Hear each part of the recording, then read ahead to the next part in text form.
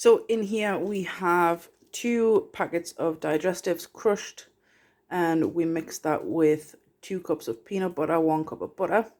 Obviously melt your peanut butter and your butter together in a pan and then add in your crushed digestives. Set that in the fridge, obviously push it all down into the tray, set it in the fridge.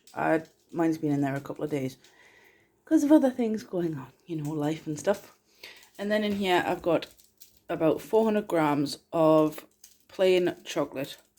And I'm going to melt this down, pour it over, set it back in the fridge for an hour, and then we will have peanut butter bars.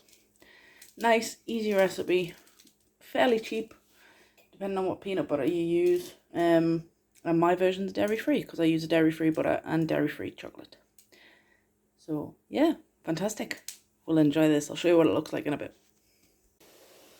So the chocolate's all melted now, lovely. So we'll turn the heat off and we'll get this put on to there.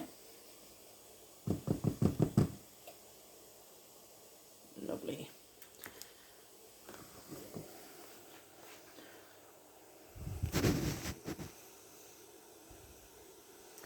And then once I get it all into there, we'll smooth it out into one flat layer, and I'll come back in just a second.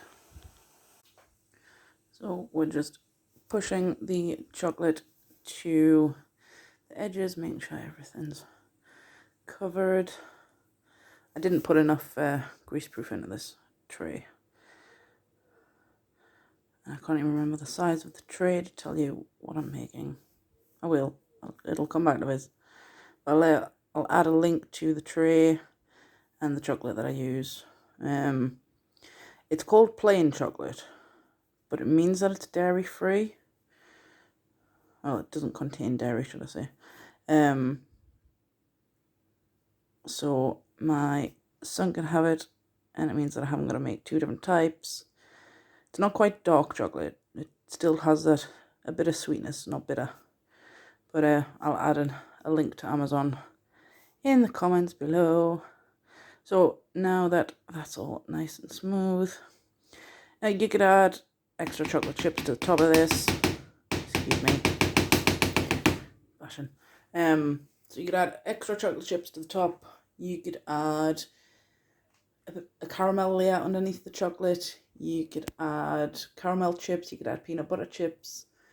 You can add anything you want. But that's a dessert done. So get it in the fridge, let it set for, well, for me it'll probably be about 6 hours.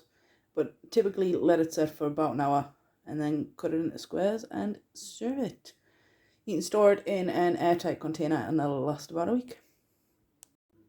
So we've just pulled this out of the fridge. Excuse my leftovers at the back.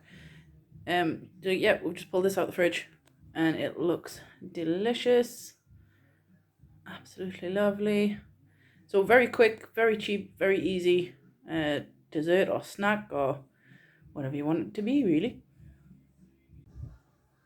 Okay then, so I just cut it up a bit and that's what it looks like. Absolutely lovely.